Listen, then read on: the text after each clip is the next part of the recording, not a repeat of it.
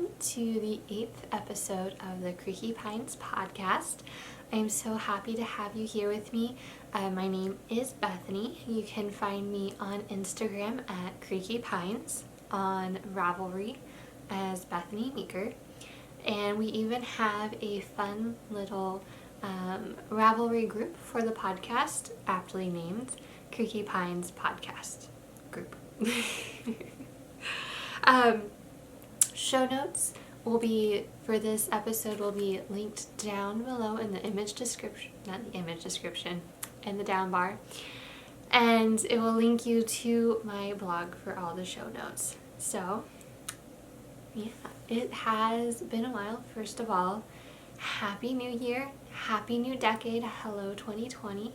I have been rather quiet on the interwebs these last few weeks.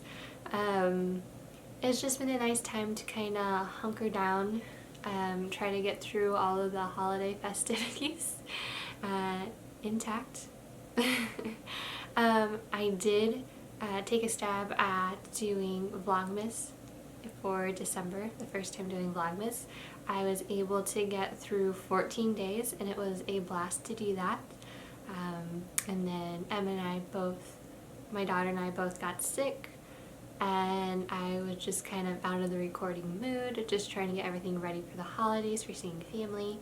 So I was not upset with myself for not finishing out Vlogmas, which I think is okay. It was still fun while I did it. It was a fun, creative way to just kind of record my everyday and share it with you guys. So that being said, we have you might as well get right into the fun knitted goodness. I have 2 finished objects, and the first one is something you've probably seen on the podcast for multiple episodes, and I have completed my No Frills Sweater, a pullover by Petit Knits, and I love it so much. I think this is like the 4th day I've worn it in a row, so please don't judge me on that. It's so cozy, so warm. I definitely need to wear a long sleeve, high necked top underneath because excuse me, because it is a bit on the scratchy side, but it is made with, refer to my notes, and new bullet journal for the year. My No Frills is made out of tuku wool in their fingering, and it is in their Havu colorway, so it's a nice deep dark green. And I used Rowan Kid Silk Haze in steel, not silver like I've been saying, in steel. So I held those 2 double, which gives it this lovely marled effect, which I'm very pleased with. Like I've been saying, it reminds me of like tinsel on a Christmas tree. And then my goal was to finish the sweater to wear for Christmas Day. At that point, I just started the first sleeve. So my next goal, arbitrary date to put upon myself, was to finish it by New Year's so I can wear it New Year's Eve when we went down to see family back in Illinois. And I succeeded. I got it done 2 days beforehand, so I had enough time to block it so it was dry all the way, and to weave in the important ends. I have not woven in any of the internal threads yet, so eventually I'll get to that. If not, it might just kind of all mat together just from wearing it so much, which I think this is the most I've ever worn, like a hand knit sweater, so I'm very pleased. I can actually see myself knitting this again, maybe in a different color combination, maybe not using mohair, maybe using mohair. The sky's the limit, so we shall see about that, but I am very, very pleased. I did do some modifications, so to the 1x1 ribbing I did a twisted rib. I just feel like it gives it a neater look, so I did that for the collar, the cuffs, and the ribbing at the bottom. And I did a tubular bind off, so a sewn bind off, which I find to be very meditative. And after the, oh gosh, it felt like it was 2 hours just to do the bind off for the bottom ribbing, I can do this bind off in my sleep now. I don't have to refer to a YouTube video anymore, so I'm very I'm very happy about that. So I've been using that bind off for everything, and another finished object that I will be sharing as well. So it's all, oh my gosh, it's a very satisfying bind off. So this is my no frills. I will do my best, no promises, to maybe do like a little video clip or a picture of the complete sweater, me actually wearing it, and I will put it in here somewhere. So that is the first finished object, and it is actually the last finished project for 2019. So way to end it on a high note. My second project is actually a gift knit for my dad that I started at the beginning of December, and I'm referring to my notes so you know why I'm looking down. It is the Alatau, again, if I am pronouncing this wrong, please correct me, by Enur Berkembayeva, and this was a pattern found in Pom Pom Quarterly's 31st issue, so winter 2019, and it is a lovely top-down hat, as you can see here. It's a lovely, it's just a bunch of twisted rib branching off of each other, and oh, the camera makes the color look so lovely. I mean, it's lovely already, but oh my goodness. And I made it so that way it had a long enough cuff ribbing at the bottom so my dad could fold it up, and you can see that beautiful bind off, maybe, unless you're just seeing me peeking overhead, which I'm very happy with. And the yarns that I used for this was Feza Yarns Harvest Worsted in their Fig colorway. I don't know if they produce this yarn anymore. I know I have a cardigan, the Lane's cardigan by Hohi Locatelli, and I used it in the same yarn but the different colorway. I think the colorway was cranberries, and I'm pretty sure that one was discontinued, but I know it's such a lovely soft yarn to use. I believe it's 100% organic Turkish wool. It's very lovely. I hope my dad really enjoys it. Emma's worn it a couple times just to play around with, and she looks so darling in it. But I know with all the ribbing it'll definitely stretch to fit my dad's head, which is about the same size as mine. And you can really see that rib detail there, and it is so beautiful. So I used US size 6 needles, and I did the adult for the size 2 pattern with the folded brim, not cuff, brim. So I'm very pleased with this. I am contemplating knitting my mom a hat as well, so that way I can send them both a hat via post, some snail mail for my parents, and we shall see. I don't know if I'm going to do this pattern for her or something else. I think I mentioned before that I wanted to use the leftover like whole skein of yarn of the Fiberco Erin More Light that I used for the hubby's hat last year, and make something for her. So we shall see. So, yay, 2 finished objects. How exciting. Alright, let me take a quick sip. I've got some lovely peppermint tea going. Between peppermint tea and chai, oh my gosh, I am set. The peppermint is just like a nice throughout the day kind of a drink. It helps settle any upset tummies that I might have. and it doesn't get me all hyped up. And then chai is just, it's just one of those cozy, just huddle under a blanket kind of drink, if drinks could be described like that. Okay, so next I would like to talk to you about a work in progress that I have been focusing on since I have cast off. Oh, this is actually, excuse me. This is actually my first finished object of 2020, by the way. Finished it the other day. So my first cast on, and the project I've been focusing on most this week since finishing the other two projects, is I've started a hat for myself. I know last time I was having a bit of a struggle trying to figure out what pattern I wanted to use for myself, because I really do enjoy taking Emma out for walks, even if it's a bit chillier. She's all nice and bundled up.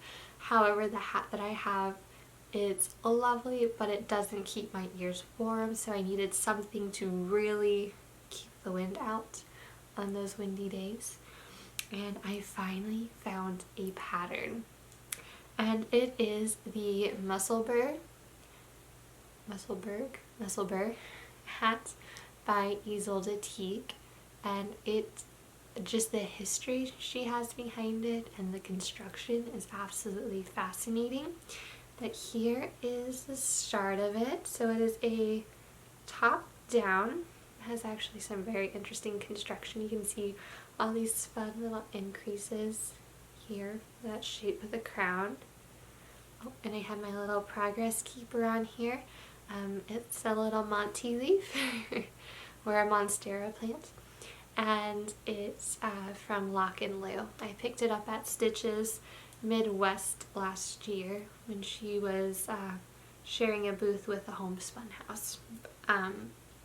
So the yarn that I'm using for this is Prairie Spun DK in Red Cedar is their color. I'm using US size 6 needles, and I'm doing the adult medium. So the interesting thing about this pattern is Isolde states that it is based off of a World War II fatigue hat pattern, and it listed on here that you could use this hat potentially as a scarf if you wanted to. I know, it's interesting. A scarf, and several other ways that she didn't, or maybe they didn't really mention. So how it's construction, I don't want to give too much away, but it's absolutely fascinating. So you start off with your increases here, and you work the whole body, and you're essentially doing like 2 lengths of a hat, and then you're doing a decrease here, and then you just pop it right in on the inside. And so when you put it on, you have 2 layers already around everything, and if you have it long enough, you could fold up the brim for a total of 4 layers over my ears. That my little ears need protection, so that is what I'm super excited about, is getting those 4 layers. And then I do have a pom-pom to put on top, but I will talk about that later when I'm ready to show, hopefully, either a mostly completed or a finished object. So I'm very, very excited about it. I've been needing to make myself a new hat. It feels like I've been knitting everybody else a hat, and now it's my turn. So I'm very, very excited about this. I do have other works in progress, but this is the one that I really just want to kind of focus on. I don't want to overload the podcast with all the whips. Which I actually kind of want to talk about real quick is, if you don't mind, I'm going to work on a little knitting while I chat with you, so I'll try to keep my eyes up here. So at the end of last year, which is kind of weird to say, I was having a bit of anxiety over what I had on the needles and what I hadn't completed. So I finally sat down and I looked through my knitting coverage through my basket of whips, and I have realized how many whips I had going, and I think at that time it was maybe about 6, and that is way too many. I have a cardigan that I started back in March of 2018. I had a vest that is almost completed, but I started last year in January. And then I was able to, so I frogged back, or just ripped,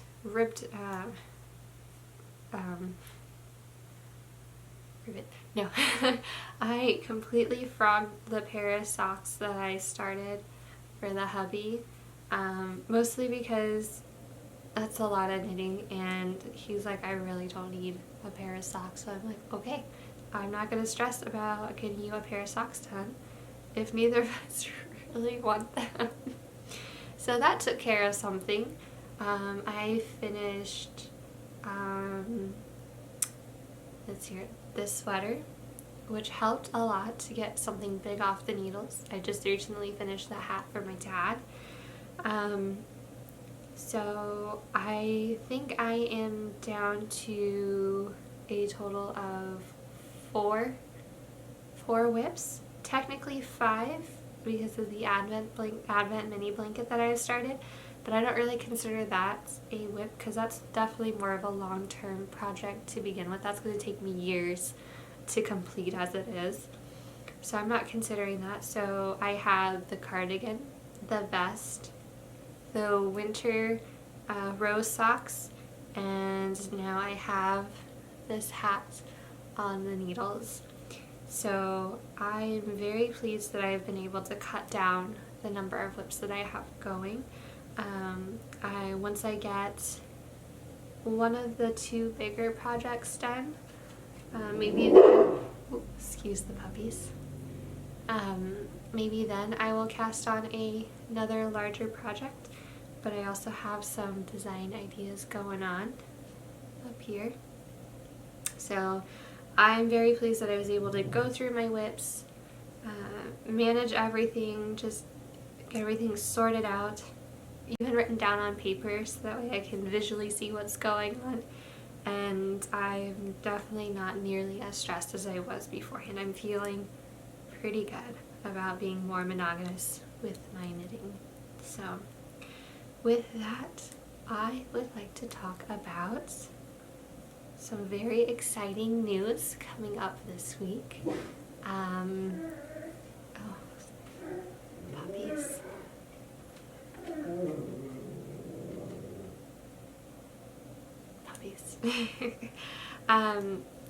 So I have a pattern release coming up on January 10th, so this upcoming Friday, which by the way I am recording on Sunday, and I am so excited about it. Let me grab it right here real quick. It is the Shopkeeper Shawl. So it is a giant, cozy, textured triangular shawl, and I used popcorn or bobble stitches all over. You can see here.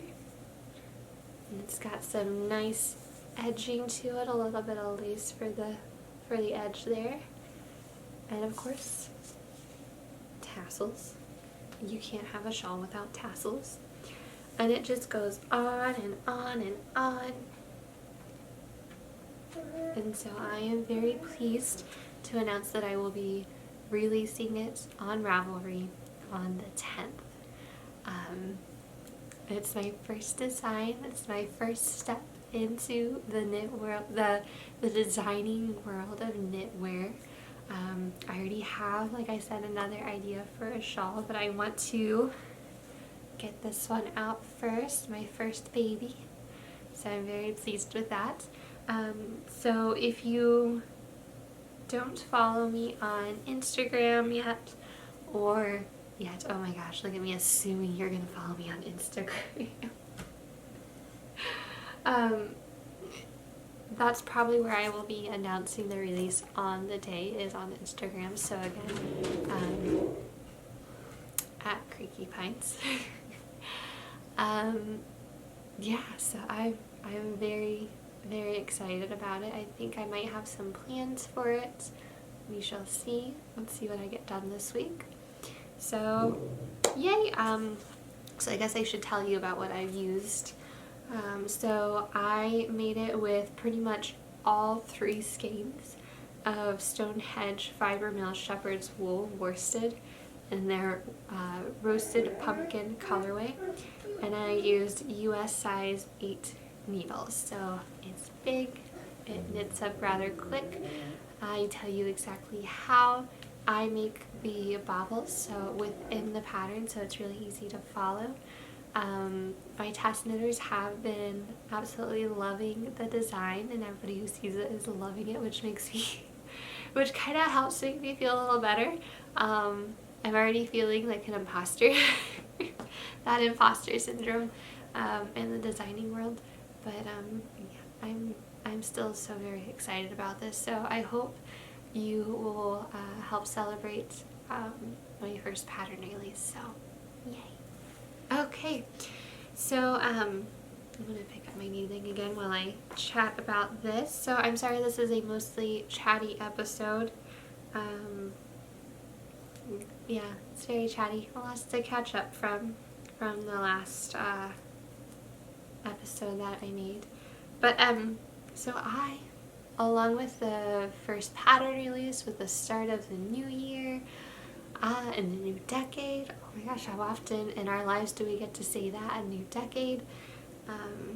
I would like to start a make-along. At first I was going to call it a knit-along, but I figured more than just knitting can fall into this category. And to start off with, I like to choose a word for the year that I try to follow in my daily life. And this year the word is intentional. Last year was a big year. We moved, we transplanted states, we went on several trips to figure out where we wanted to live. It was a lot going on, moving with a child that wasn't even 1 yet, well, just about to turn 1. And this year we just kind of want to take it slow, take it easy, be intentional, not only with like our purchases but our actions. So with that said, this make-along I am dubbing the Intentional Make-Along 2020. Okay, so a lot of things could fall into the category. I'll have a lot more details up on Ravelry in our group page. Notes. So I want this to be a year-long make-along that focuses on being intentional with your project planning. So for an example, choosing a pattern to knit or make that falls in line with what you have already in your stash, so you don't have to go out and purchase materials for it.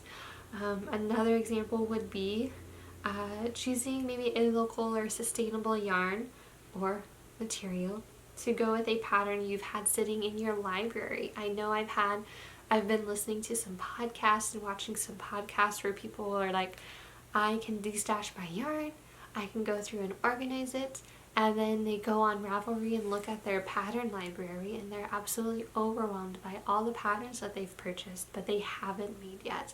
So maybe you are still in love with a pattern in your library and you just need to get the yarn for it or the materials for it. For spinners, perhaps you acquire some local fleece, some local wool, and you hand spin the yarn for a project. The list can go on and on. For sewing, it could be you had stashes of fabric and patterns and you're just finally gonna get through it. For me, I'm trying to be more intentional with getting through my whips that I've had on the needles for far too long. And then I want to use the year to knit through my stash. I have a lot of projects that I have already purchased yarn for that I just haven't casted on, so that is my personal intentional goal this year, is to knit through the projects that I have stashed for. So, like I said, I will try to put more details in the Ravelry page for it, in the group for it. And I figured I would attach a hashtag for this. So hashtag intentional mal 2020 that we'll use for Instagram, because I would love to see what you have going on, how you're planning your projects, or maybe what you're being more intentional with in your life. Whips are definitely encouraged. Let's get those done so we can enjoy what we've been making for so long. So I am very excited to announce our very first make along together for the Creaky Pines podcast. Yay! So, with that being said, again, still a very chatty podcast, but I would like to go on and talk about our petit plesir for this episode, and it is, to go along with everything, this book that I picked up and started reading in about the middle of December, and it is Slow Knitting, A Journey from Sheep to Skein to Stitch by Hannah Thiessen. And the photography in this book is absolutely lovable, beautiful, and lovable. She has, oh gosh, let me see here. She talks about, so she has this table of contents, like many books do, and it gives you an introduction, talking about creating a slow wardrobe, which again is something I've been thinking about a lot for this year between sewing and knitting. Again, being intentional in what I want to include in my wardrobe, items that I will actually wear, like this. Not only she gives, each chapter is like an essay about a certain topic, and then she goes on to give you two yarn profiles, so profiles of different yarn companies and why she thinks they help with slow knitting, a pattern for each of those yarn profiles based upon that company's yarn, and then at the end of each chapter she gives you yarn for thought. So again, more suggestions for slow knitting for yarn. So I'm very excited. I think I'm almost done with the book. Excuse me again. I am planning on doing a book review on my blog for slow knitting. So, with that all being said, I don't know if I have much else to say to you guys, but I am so happy that you guys were able to come by and stop by my little podcast, my little corner of the interwebs. Thank you for spending your time with me. Thank you, returning viewers. Thank you, new viewers, for checking me out here and giving me a chance. I hope to see you guys very soon, and I hope you guys have a lovely day. Happy knitting.